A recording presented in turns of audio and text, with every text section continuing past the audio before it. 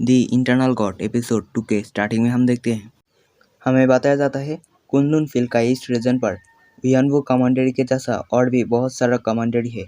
हर साल यनवो कमांडरी के जैसा जितना भी कमांडरी है ईस्ट रीजन पर उन सबको फास्ट सेंट्रल एम्पायर को टैक्स और रिस्पेक्ट देना पड़ेगा। आगे और भी कहा जाता है जो लोग कमांडरी पर राज करते हैं उन्हें कमांडरी प्रिंस कहते हैं। ये वॉरशिप का सेरेमनी यनवो कमांडरी के लिए एक नेशनल सेरेमनी है। हम बहुत सारा बच्चे को देखते हैं जो कि सीक्रेट मार्क को पाने के लिए वेट कर रहा है।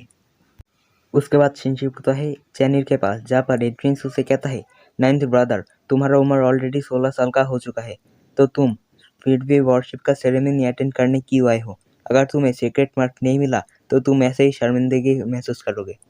फिर सिक्स प्रिंस भी चैनिर को कहने लगता है, लोग कहते हैं किंग का 9 बेटा है उनमें से हर एक ने सीक्रेट मार्क को ऑब्टेन कर लिया है पर उनमें से सिर्फ तुम ही हो ऐसा जिसने सीक्रेट मार्क को ऑब्टेन नहीं किया है।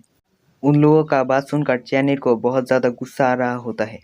सिक्स प्रिंस और भी कहता है, तुम्हारा जिंदा रहने का कोई मतलब ही नहीं है तो तुम मर क्यों नहीं जाते? सिक्स प्रिंस का बात सुनकर एट प्रिंस उससे कहता है, रहने भी दो सिक्स प्रिंस, हमारे अंदर हमारा फादर का ब्लड है इसलिए हम लोग बहुत ज़्यादा टैलेंटेड है। जो लोग नॉर्मल होते हैं उनके पास ज़्यादा टैलेंट नहीं होता है। वो आगे और भी कहता है, क्या तुम लोगों को सच में लगता है कि ये कसरा हमारा फादर का ही बेटा है? सिक्स प्रिंस कहता है, नहीं मुझे तो नहीं लगता कि ये हमारा फादर का ही बेटा है। उन लोगों का बात सुनकर चैनर को बहुत ज़्यादा गुस्सा आ रहा होता है पर वो अपने आप को ही कहता है, शांत हो जाओ, अब सही टाइम नहीं है। मैं इन लोगों के साथ अब मुकाबला नहीं कर पाऊंगा। मैं जब ताकतवर बन जाऊंगा तब मैं इन लोगों के साथ फाइट करूंगा।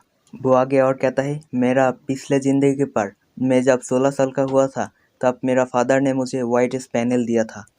मुझे उम्मीद नहीं थी कि ये वाइट स्पैनियल मेरा मरने के बाद भी मेरे पास होगा। ये कहकर वो जब अपना मुट्ठी खोलता है तब उसका हाथ पर वो वाइट स्पैनियल होता है जो कि एक सफ़ेद रंग का क्रिस्टल टाइप कुछ होता है। वो इसे देखकर कहता है, क्या इसके साथ मेरा पुनर्जन्म का कुछ लेना देना है? उसके बाद यहाँ पर यह का मिनिस्टर या फिर हम मंत्री भी बोल सकते हैं, वो मिनिस्टर आकर कहता है, आप वॉरशिप का सेरेमनी स्टार्ट होने वाला है। ये बात सुनकर कुछ औरत आकर घंटियाँ बजाने लगता है। फिर एक सुअर को लाया जाता है, फिर उस सुअर को बलि दे देते हैं। फिर कोई अजीब सा चीज़ से बहुत सारा रोशनी निकलने लगता है। एक आदमी उन रोशनियों को देखकर कहता है, अरे वो देखो एक सीक्रेट मार्क यहाँ पर आ रहा है। वो सीक्रेट मार्क आके एक बच्चे के सर के अंदर चला जाता है जिस वजह से उसे सीक्रेट मार्क मिल जाता है। यह लड़का बहुत खुश हो रहा होता है सीक्रेट मार्क को पाके।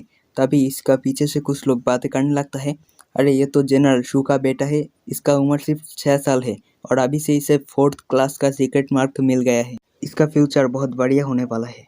उसका बाप ये सब सुनकर कहता है, यहाँ पर जो भी लोग हैं उन सबको मेरी तरफ से आज रात पार्टी दूंगा, हर एक आदमी को आना पड़ेगा, समझ गए तुम सब लोग? ये कहकर वो हंसने लगता है। उसके बाद वहाँ पर और भी बहुत सारा सीक्रेट मार्क आने लगता है। वो सीक्रेट मार्क आकर और भी बहुत सारा बच्चे के अंदर जाने लगता है जिसे देखकर उनका पेरेंट्स बहुत ज़्यादा खुश हो जाता है और रोने लगता है खुशी के मारे। उसके बाद चैनिट को देखते हैं जो कि परेशान हो रहा था ये सोचकर कि अब तो सेरेमनी ख़त्म होने वाला है पर अभी भी उसे कोई भी सीक्रेट मार्क नहीं मिला है। वो जब ये सोचकर परेशान हो ही रहा था तभी उसका हाथ में जो वाइट स्पैनल होता है वो चमकता है और उनमें से थोड़ा सा अजीब सा सीक्रेट मार्क आकर उसका सर के अंदर घुस जाता है जिस वजह से उसे थोड़ा तकलीफ होने लगता है और वो अपने मन में कहता है, क्या मुझे सच में एक सीक्रेट मार्क मिला है? और उसका सर के ऊपर एकदम अजीब सा निशान बन जाता है, दूसरों से एकदम अलग निशान बन जाता है। उसे एक सीक्रेट मार्क मिला है इस वजह से सब लोग हैरान हो जाता है और कहने लगता है, क्या सच में ये 9th प्रिंस ही है जिसे एक सीक्रेट मार्क मिला है? ये तो बचपन से ही कमज़ोर है तो उसे सीक्रेट मार्क कैसे मिल सकता है? ये सभी वो लोग कहने लगता है। चैनेट को देखकर 8 प्रिंस कहता है, अरे वो तो एक कचरा है, उसे सीक्रेट मार्क कैसे मिल सकता है? और 6 प्रिंस भी कहता है, हाँ मैं क्या कुछ गलत देख लिया? उसके बाद सीन शिफ्ट होता है एक घर की तरफ। हाँ आप अभी के लिए इसे एक घर ही समझ लो, इसके अंदर क्वीन है। वहाँ पर एक बटलर जाकर क्वीन को कहता है, क्वीन 9th प्रिंस ने भी सीक्रेट मार्क को पा लिया है। जो सुनकर क्वीन को बिल्कुल भी अच्छा नहीं लगता, फिर भी वो कहता है उन लोगों को यहाँ पर लेके आओ। उसके बाद हम चैनिर और उसके माँ को एक साथ दिखते हैं। उसका माँ चैनिर को लेकर बहुत खुश होकर कहता है, मुझे तुम पर भरोसा था। आखिर में तुम्हें भी एक सीक्रेट मार्क मिल ही गया। उसी टाइम पर वो बटलर आ जाता है चैनी के माँ के पास, आकर कहता है, बधाई हो तुम्हें, तुम्हारा बेटे ने सीक्रेट मार्क को पा लिया है। क्वीन ने तुम्हारा बेटे का सीक्रेट मार्क का क्लास देखना चाहती है, इसलिए तुम दोनों को बुलाया है। तभी चैनीर का माँ चैनीर के आगे आकर घबराते हुए कहता है, क्या सच में क्वीन ने बुलाया है? चैनीर का माँ को घबराते हुए देखकर चैनीर अपने मन में सोचता है, माँ घबरा रहा है, इसका मतलब क्वीन जरूर कोई गंदा ट्रिक करने वाला इंसान होगी।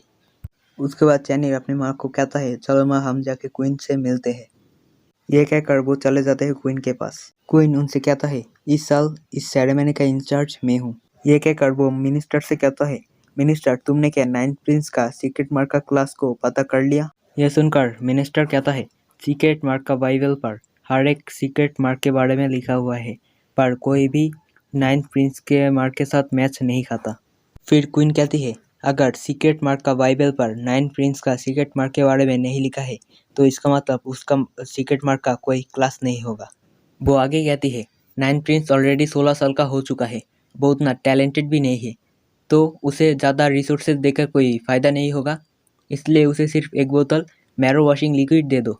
ये सुनकर चैनिका माँ क्वीन से कहती है, जब 7 प्रिंस ने अपना सीक्रेट मार्क को पाया था, तब तो उसे 12 बोतल मैरो वॉशिंग लिक्विड मिली थी, पर मेरा बेटे के टाइम में ऐसा क्यों? यह सुनकर क्वीन गुस्से से उन्हें देखते हुए कहती है, जब 7 प्रिंस ने अपना सीक्रेट मार्क को पाया था, तब उसका उम्र सिर्फ 3 साल का था। वो 3 साल का उम्र में ही 7 क्लास का सीक्रेट मार्क पाया था, तो तुम 9 प्रिंस के साथ 7 प्रिंस का कंपैरिजन कैसे कर सकते हो? तब 8 प्रिंस वहाँ पर आकर क्वीन को ग्रीट करते हुए चैनी के माँ को कहता है, 7 प्रिंस क्वीन का बेटा है, उसके अंदर क्वीन का पावरफुल ब्लड लाइन है, इस वजह से वो बहुत ज़्यादा टैलेंटेड है। इस वजह से 7 प्रिंस के साथ 9 प्रिंस का कोई भी एंगल से मैच नहीं होता।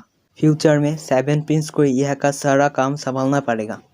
वो आगे कहता है, अगर एक तरफ 9 प्रिंस को रखा जाए और एक तरफ 7 प्रिंस को, तो उन दोनों में से 7 प्रिंस का जान का कीमत 9 प्रिंस से 1000 गुना ज़्यादा होगा। ये सुनकर चैनीर का माँ कहती है, पर 8 प्रिंस को तो मैरो वॉशिंग का 4 बोतल मिली थी। क्वीन कहती है, जो ज़्यादा टैलेंटेड होगा उसे उतना ज़्यादा रिसोर्सेस मिलेगा। 9 प्रिंस इनमें से सबसे ज़्यादा कमज़ोर है, इसलिए उसे कम रिसोर्सेस मिलेगा। उनका बात सुनकर चैनीर का माँ कुछ कहने ही जा रही होती है, पर तभी क्वीन गुस्से से चैनीर के माँ को कहती है, कोकोबाइन लीन, क्या तुम मुझे चैलेंज करना चाहते हो? यह सुनकर चैनीर हैरान हो जाता है और अपने मन में सोचता है, क्या माँ को क्वीन ने पहले भी मारा है? वो ये सोचकर अपनी माँ की तरफ देखता है, तब उसका माँ डर के मारे काँप रही होती है। वो ये देखकर गुस्से के बल से अपने हाथ का मुट्ठी को बंद करते हुए अपने मन में सोचता है, माँ शायद बहुत ज़्यादा मुश्किलें झेला होगा, मुझे बहुत ज़्यादा ताकतवर बनना है ताकि मैं मेरा माँ को प्रोटेक्ट कर सकूं। तब एक नौकरानी मैरो वॉशिंग लिक्विड ले आकर कहती है, 9 प्रिंस आकर तुम तुम्हारा रिवॉर्ड ले जाओ। तब चैनीर लिक्विड का बोतल ले आकर कहता है, चलो माँ हम यहाँ से जाते हैं। जब वहाँ से जाने लगते हैं, तब क्वीन कहती है, 3 महीने बाद रॉयल फैमिली का असेसमेंट होगा, तो तुम बहुत ज़्यादा मेहनत करना और चैनल्स टेस्ट को ब्रेक थ्रू करना और प्रूफ करना कि तुम भी एक वॉरियर बन सकते हो। क्वीन का बात सुनकर 8 प्रिंस हंसते हुए कहता है, चैनिट तो 3 महीने के अंदर चैनलेस टेस्ट को ब्रेक थ्रू नहीं कर पाएगा, उसका ऐसा टैलेंट लेकर उसे कम से कम 1 साल लगेगा। ये कहकर वो हंसने लगता है। उन लोगों का बात सुनने के बाद चैनिट एकदम शांत रहता है और कहता है, तुम लोग डिसअपॉइंट होने वाले हो मेरे तरफ से। हाँ गाइस, यहाँ पर ये एपिसोड खत्म होता है। मुझे उम्मीद है आप सभी लोगों को एपिसोड पसंद आया होगा। वीडियो देखने के लिए शुक्रिया।